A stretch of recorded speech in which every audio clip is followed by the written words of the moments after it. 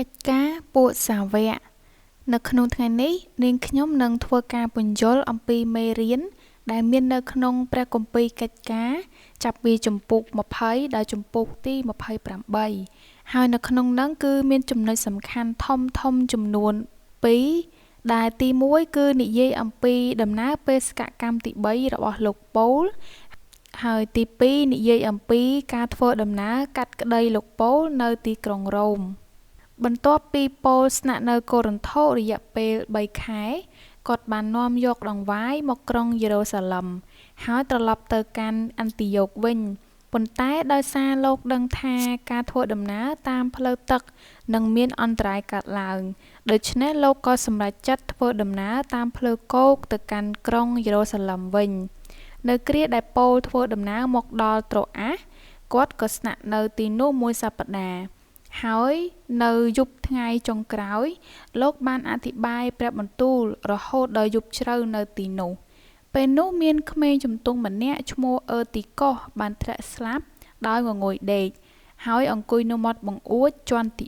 3តែប៉ូលបានអធិដ្ឋានឲ្យរស់ពីស្លាប់ឡើងវិញបន្ទាប់មកប៉ូលក៏បានធ្វើដំណើរទៅកាន់ទីក្រុងយេរូសាឡិមទោះបីជាពួកជំនុំខាត់លោកមិនឲ្យទៅក៏ដោយត្បិតលោកត្រូវនាំយកដង្វាយទៅជូនលោកយ៉ាកុបដែលជាប្អូនរបស់ព្រះយេស៊ូវនៅយេរូសាឡិមខណៈពេលប៉ូលកំពុងនៅទីក្រុងយេរូសាឡិមពេលនោះមានពួកយូដាដែលមកពីស្រុកអាស៊ីបានឃើញលោកហើយញុះញង់បណ្ដាជនឲ្យចាប់លោកព្រមទាំងបំរុងសម្លាប់លោកប៉ុន្តែ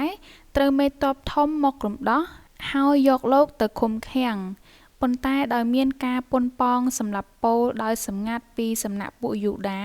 ទើបលោកមេទ័ពយកប៉ូលទៅឃុំឃាំងនៅសេសារ៉ារយៈពេល2ឆ្នាំនៅគ្រាដែលប៉ូលជាប់ឃុំនៅសេសារ៉ាសម្ដេចសង្ឃអាណានីនិងពួកអ្នកមុខអ្នកការមកពីក្រុងយេរូសាឡិមបានមកចោទប្រកាន់លោកនៅរឿងរ៉ាវជាច្រើនដើម្បីកាត់ទោសលោកប៉ុន្តែប៉ូលបានឆ្លើយដោះស្រាយចំពោះគ្រប់ទាំងការចោទប្រកាន់របស់ពួកចាស់ទុំនិងសម្ដេចសង្ឃទាំងអស់យ៉ាងច្បាស់នៅមុខភេលិចចំណែកភេលិចបានដឹងយ៉ាងច្បាស់ថាប៉ូលគ្មានទោសកំហុសអ្វីតែដើម្បីផ្គាប់ចិត្តដល់ជនជាតិយូដានិងចង់បានសំណូកពីប៉ូលផងដូច្នេះភេលិចក៏សម្រេចចិត្តឃុំឃាំងលោកប៉ូលបន្តទៀតក្រោយមកផេស្ទូសបានមកធ្វើជាចៅហ្វាយជំនួសភេលិចនៅសេសារ៉ាហើយផេស្ទូសត្រូវទៅសួរសុខទុក្ខអ្នកនៅក្រុងយេរូសាឡិមពេលនោះសម្ដេចសង្ឃនិងពួកចាស់ទុំបានសុំលោកឲ្យធ្វើការកាត់ក្តីប៉ូលម្ដងទៀតដោយនាំប៉ូលមកកាន់ក្រុងយេរូសាឡិមក្នុងគោលបំណងសម្លាប់លោកនៅតាមផ្លូវតែប៉ូលបានសុំរើក្តីទៅក្រុងរ៉ូមវិញដោយសំអាងថាគាត់ជាជនជាតិរ៉ូមដូច្នេះគេក៏បញ្ជូនប៉ូលទៅកាត់ទោសនៅទីក្រុងរ៉ូមដោយមានមេទ័ពឈ្មោះយូលៀសជាអ្នកគ្រប់គ្រងហើយចាប់ផ្ដើមចេញដំណើរទៅក្រុងរ៉ូមគ្រាកំពុងធ្វើដំណើរសំពៅដែលប៉ូលជិះបានជួបជាមួយនឹងព្យុះយ៉ាងខ្លាំងហេតុនេះអ្នកជិះទាំងអស់បានបោះចោលសម្ភារៈទាំងអស់ចាញ់ដើម្បីឲ្យបានរួចមានជីវិតមានទេវតាមកប្រាប់ប៉ូលថាព្រះនឹងដឹកនាំលោកឲ្យទៅដល់ក្រុងរ៉ូមដោយសុវត្ថិភាពប៉ុន្មានថ្ងៃក្រោយមកសំពៅក៏មកដល់កោះមេលីតហើយក៏បាននាំគ្នាសម្រាកនៅទីនោះឯប៉ូលត្រូវពោះចឹកតែមិនស្លាប់ហើយក៏គ្មានឈឺចាប់អ្វីទាំងអស់ធ្វើឲ្យមនុស្សនៅទីនោះភ្ញាក់ផ្អើលជាខ្លាំងមួយទៀតប៉ូលបានអធិដ្ឋានឲ្យឪពុកមេកោះនោះដែលដេកគ្រុនឲ្យបានជាសះស្បើយ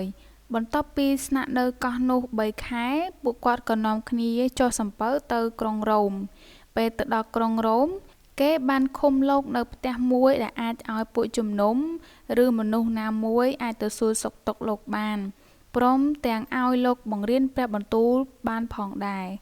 ប៉ូលបានស្នាក់នៅក្រុងរ៉ូមរយៈពេល2ឆ្នាំហើយបានសរសេរសម្បត្តិផ្ញើទៅក្រុមជំនុំគឺជាព្រះគម្ពីរអេផេសូភីលីបកូឡូសនិងភីលេម៉ូន